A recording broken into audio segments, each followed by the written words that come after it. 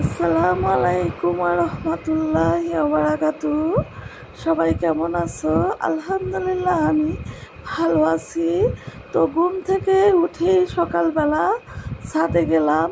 ছাদে গিয়ে দেখলাম প্রচণ্ড বাতাস এবং প্রকৃতির রূপটা খুবই সুন্দর, আবহাওয়াটা চমৎকার আজকে। তো আকাশের দিকে তাকিয়ে দেখলাম সারিবদ্ধভাবে কিছু পাখি ঘোরাফেরা করতেছে।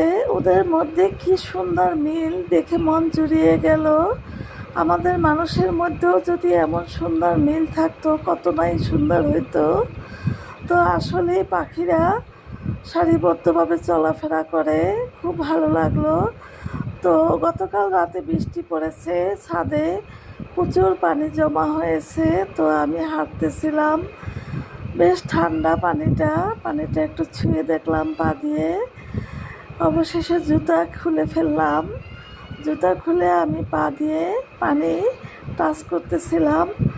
এত ঠান্ডা, মনে হচ্ছিল খালি পায়ে কিছুক্ষণ হাঁটি।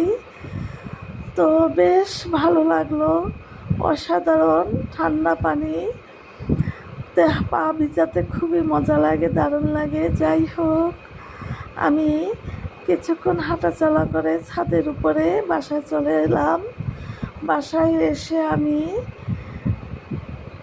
তুলসী পাতা, তারপরে আপনার কি বলে সাজনা পাতা, লং, দারচিনি, আদা, তেজপাতা, সামান্য চিনি, এগুলো মিক্স করে চা বানিয়েছি 1 কাপ। দারুণ চা, জানালার পাশে বসে খেয়ে নিলাম। এই চাটা বেশ উপকারী, সাথে একটু লেবুর রস দিয়েছি, শরীরের জন্য খুবই ভালো। তো মনে হচ্ছে আল্লাহর রহমতে ইনশাল্লাহ আজকের দিনটা সুন্দর যাবে।